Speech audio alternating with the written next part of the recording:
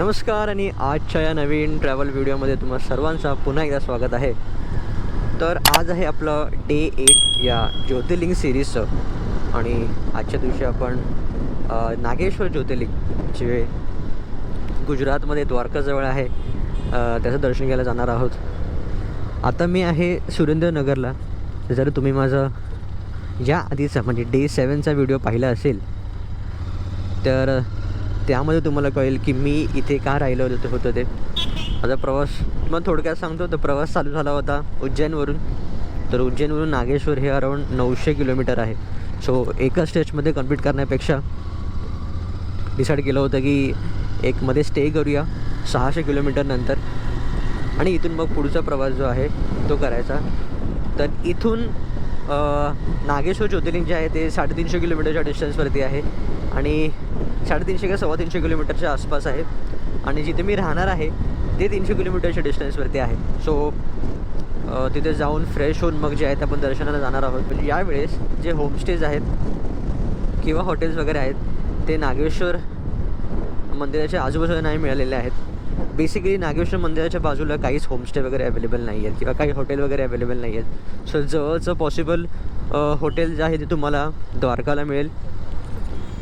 पण ज्या दिवशी मी हा व्हिडिओ शूट करतो आहे संडे आहे आणि लाँग विकेंड आहे.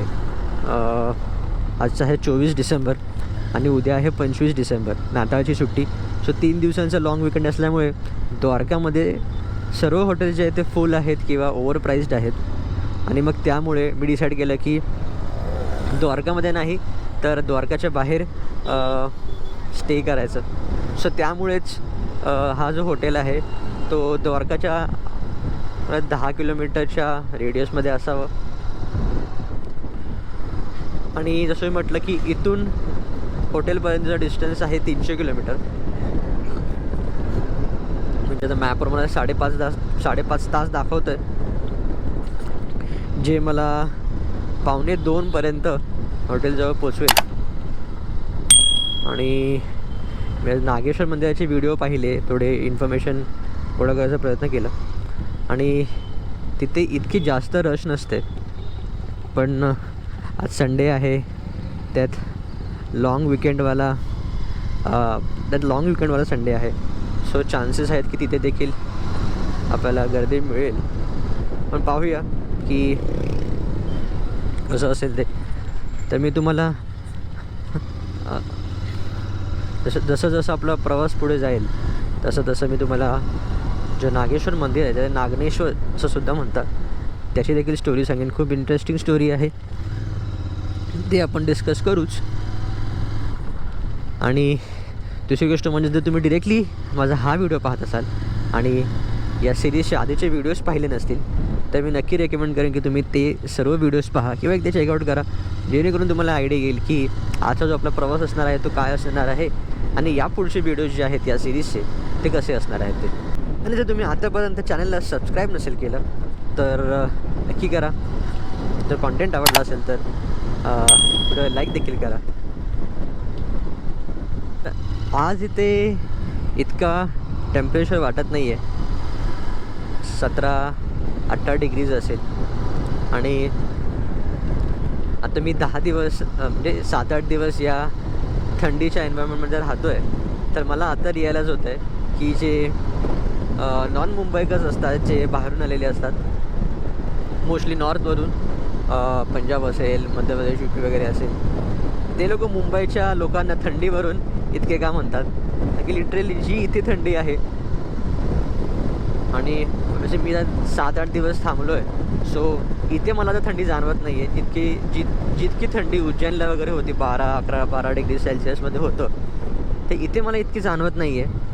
पण अर्थातच जर एखादा माणूस त्याने एका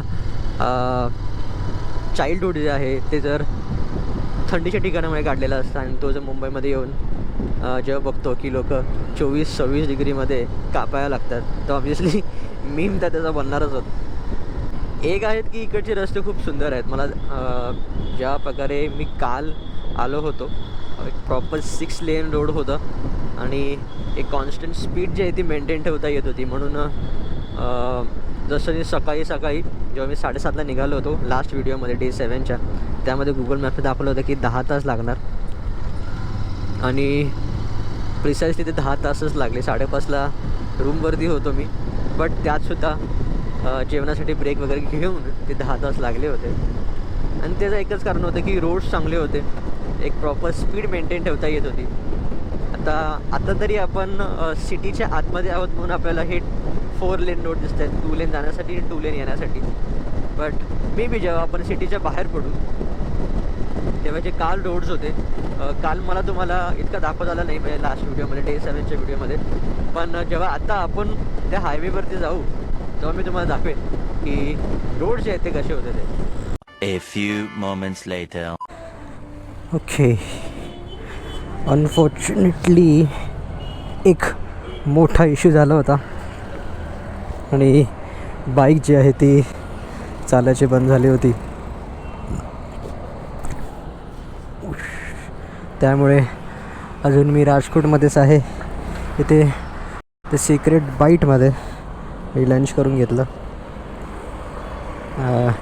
आयडली या वेळेपर्यंत आपल्याला आपल्या हॉटेलवर पोचायचं होतं, बट बाईकच्या इश्यूमुळे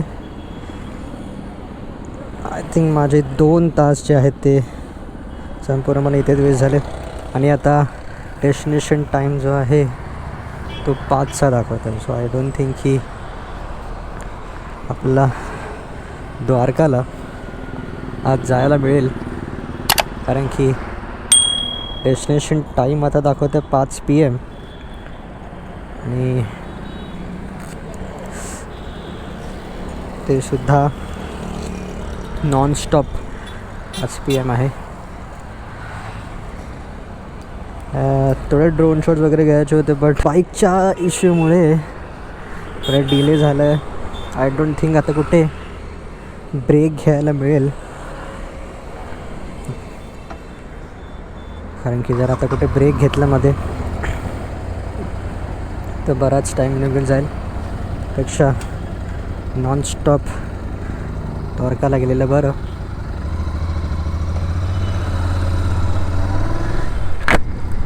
अपेरेंटली बाईकची बॅटरी जी होती ती खराब झाली. आय डोंट नो कशी, बट सेल्फ स्टार्ट ते घेत नव्हतं आणि या बाईकला किक स्टार्ट नाही आहे. सो फोर्सफुली रोड साईड असिस्टंटला कॉल केलं. 11:15 हे सर्व झालं होतं आणि आता 1:30 वाजलेत. सो 2 तासामध्ये संपूर्ण गोष्ट जी आहे ती फिक्स झाली. बट स्टील हे फिक्स एका ऑथराईज पर्सननी केलं असं नाही म्हणू शकत आपण. सो मला लवकरच एक ऑथराईज सर्व्हिस सेंटरमध्ये बाईक घेऊन चेक करावं लागेल. आय डोंट थिंक आज ते होऊ शकेल. त्यांनी जर फिक्स केलं आहे तर आय थिंक वर्क करतो आहे सध्या तरी. मुश्किल आपल्याला तिला एका ऑथराईज सर्व्हिस सेंटरमध्ये घेऊन जाऊनच चांगलं करावं लागेल. ओके, तर आता आपण आपल्या आजच्या व्हिडिओकडे वळूया. खूप सेटबॅक्स आले आहेत आज, पण प्रवास आपल्याला करावा लागणार आहे. ओके, तर मी जसं तुम्हाला मगाशी म्हटलं की ते नागेश्वर ज्योतिर्लिंग आहे त्याची मी तुम्हाला स्टोरी सांगणार होतो. तर आधी मी पहिला हा ट्रॅफिकमधून बाहेर पडतो आणि मग आपण स्टोरीला सुरुवात करू शकतो. ओके, तर आता आपण आपल्या स्टोरीकडे वळूया. तर नागेश्वर ज्योतिर्लिंगाचे देखील बरेच स्टोरीज आहेत. त्यातल्या 2 स्टोरीज ज्या आहेत ते जास्त फेमस आहेत. तर जी पहिली स्टोरी आहे ती जास्त प्रचलित आहे दुसरीपेक्षा. तर ती मी तुम्हाला आधी सांगतो, मग दुसरी स्टोरी सांगतो. तर पहिली स्टोरी अशी आहे की जिथे आता नागेश्वर ज्योतिर्लिंग आहे तिथे एक दारुक आणि एक दारुका या नावाचे 2 दारुक नावाचा राक्षस होता आणि त्याची बायको होती दारुका नावाची. तर दारुक याला देवी पार्वती कडून एक वरदान मिळालेलं होतं पावरचं, शक्तीचं वगैरे. तर कालांतराने त्याला त्या शक्तीचा जो आहे तो अहंकार वाटू लागला आणि तो सर्वात श्रेष्ठ आहे असं समजू लागला. आणि तो जो नागेश्वराचा जो ज्योतिर्लिंगाचा परिसर आहे तो त्या काळी अधिक जंगलचा भाग होता. सो त्या जंगलामधील जे लोक राहायची तो त्यांना त्रास देऊ लागला आणि लोकांना कुठल्याही धार्मिक गोष्टी करण्यापासून अडवू लागला, आपलं सण साजरे करण्यापासून अडवू लागला, या सगळ्या गोष्टी होऊ लागल्या. तर त्या एरियामध्ये एक भगवान शिवची एक भक्त होती, तिचं नाव होतं सुप्रिया. आणि त्या राक्षस दारुकने जे त्या एरियामध्ये सर्व जे रहिवासी होते त्या जंगलामधले त्यांना बंदी केलं होतं, खूप त्यांना त्रास देत होता. पण तरीसुद्धा ही जी भक्त होती सुप्रिया, हिने भगवान शंकराचा जाप जे आहे ते कंटिन्यू ठेवला. तिची काही रुद्राक्ष माळा होती, तिने ती जाप करत राहायची सतत. सो भलेही त्या राक्षस दारुकने त्यांना बंदीवरून ठेवला होता, पण तरीही ती जी आहे ती भगवान शिवशी प्रार्थना रोज करतच होती आणि तिला तिच्यामध्ये विश्वास होता भगवान शिवमध्ये की या सिच्युएशनमधून सुद्धा भगवान शिव जे आहे ते त्यांना वाचवतील. सो ही भक्ती पाहून सुप्रियाची भगवान शिव जे आहे ते प्रसन्न झाले, ते तिथे प्रकट झाले आणि त्यांनी जो दारुक आहे त्याला मारून टाकलं. तर असं म्हणतात की ज्या जागेवरती दारुक राक्षसाला मारण्यात आलं त्याला नाव दिलेलं आहे दारुकावनम. आणि असं म्हणतात की हा जो ज्योतिर्लिंग आहे तो एक्झॅक्ट त्याच जागेवरती आहे जिथे दारुकला भगवान शिव यांनी त्याचा वध केलं होतं. तीच ती जागा आहे.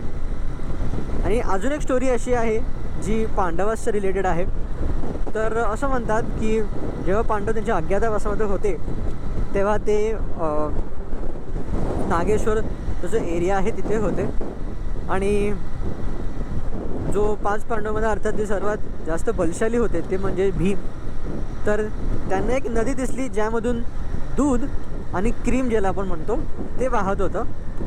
आणि त्या नदीच्या पात्रामध्ये त्यांना एक शिवलिंग दिसलं जे स्वयंभू रूपाने तिथे अवतरलं होतं. तर मग असं म्हणतात की तो जो शिवलिंग होता तो अर्थातच नागेश्वर ज्योतिर्लिंगचा होता. आणि आजचं जो मंदिर आहे तो जिथे तो शिवलिंग सापडला होता तिथेच बसलेला आहे. तर ही तर झाली नागेश्वर ज्योतिर्लिंगची स्टोरी. जेवढे मी फोटोज पाहिले मंदिराच्या आतमध्ये किंवा व्हिडिओज पाहिले त्यामध्ये असं दिसून येते की तिथे भगवान शिवसोबत श्रीदेवी पार्वतीची देखील पूजा केली जाते. सो दोघांचीही तिथे पूजा केली जाते. जर आपण त्र्यंबकेश्वरचं आठवलं तर तो असा एकच ज्योतिर्लिंग आहे जिथे तिन्ही देव म्हणजे ब्रह्मा विष्णू आणि महेश या तिघांची पूजा केली जाते. आणि नागेश्वरमध्ये भगवान शिव आणि देवी पार्वती या दोघांची देखील या ठिकाणी पूजा केली जाते. असं म्हणतात की हा शिवलिंग जो आहे तो साऊथला फेस करून आहे, पण मंदिर जो आहे तो ईस्टला फेस करून आहे. तर असं देखील म्हणतात की इथे नागेश्वर जो आहे तो एका कोबऱ्याच्या अवतारामध्ये आहे. कोबऱ्याच्या अवतारामध्ये म्हणजे एका स्नेकच्या अवतारामध्ये इथे पूजा केली जाते. सो असं देखील म्हणतात की जो कोणी इथे दर्शन घेईल त्याच्या आयुष्यातले जितके काही पॉयझनस गोष्टी असतील त्या सगळ्या दूर होतील अशी मान्यता आहे. अशा प्रत्येक ज्योतिर्लिंगसोबत प्रत्येक गोष्ट प्रत्येक हिस्ट्री जुडलेली असते. तशीच ही नागेश्वर ज्योतिर्लिंगसोबत ही अशी गोष्ट जी आहे ती लिंक्ड आहे.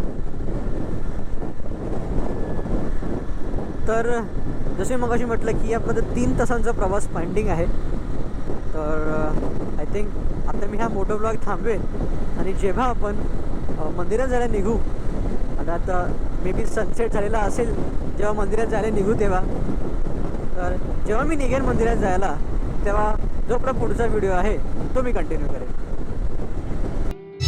हे तर मी इथे काल पोचलो होतो आणि पोचायला मुळात खूप उशीर झाला.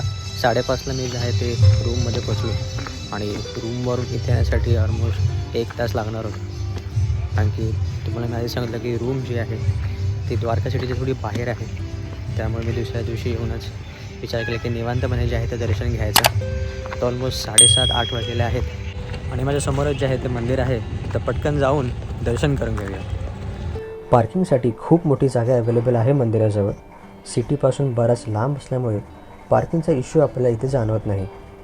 थोडा वेळ चालून आपण मंदिराच्या गेटमधून एंटर करतो आणि लगेचच राईट साईडला मंदिराची लाईन सुरू होते. सकाळी लवकर गेलो होतो तरी बऱ्यापैकी गर्दी मला मिळाली होती. मंदिराच्या आत फोन अलाउड नाही आहेत, बट जर तुमच्यामुळे लाईन अडत नसेल किंवा काही ब्लॉकर होत नसेल तर कोण तुम्हाला काही बोलत नाही आणि तुम्ही सर्रास फोटोज आणि व्हिडिओज काढू शकता.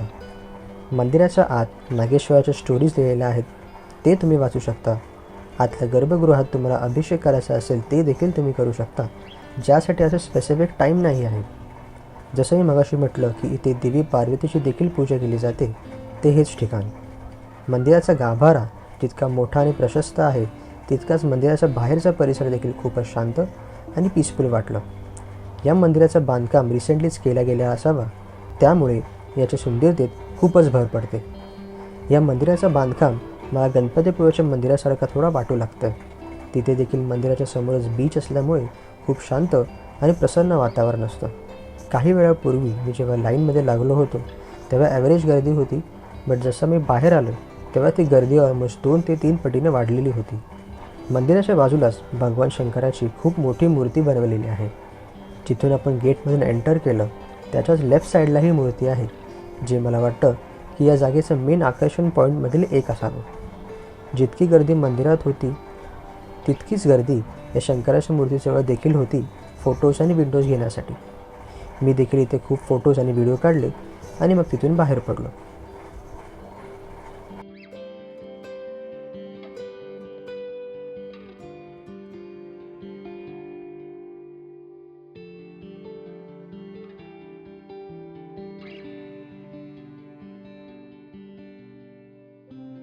तर आता मी जस्ट मंदिरातून दर्शन करून बाहेर आलो. समोरच माझे मंदिर आहे, दाखवून देतो तुम्हाला.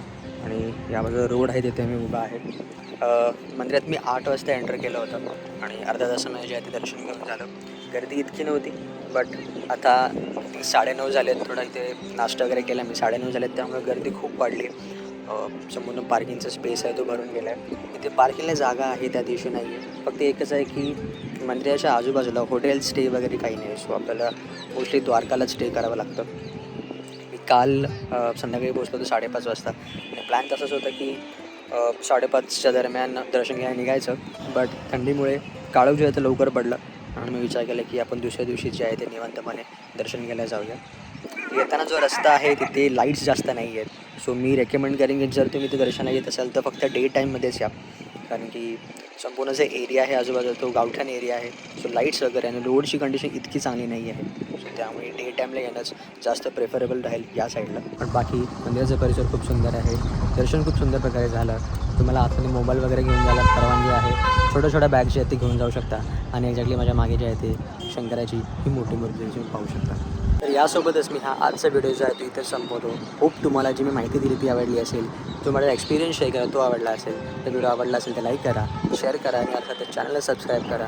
अजून या सिरीजचा नेक्स्ट व्हिडिओ येणं बाकी आहे, तो म्हणजे इथून आता आपण सोमनाथला प्रवास करणार आहोत.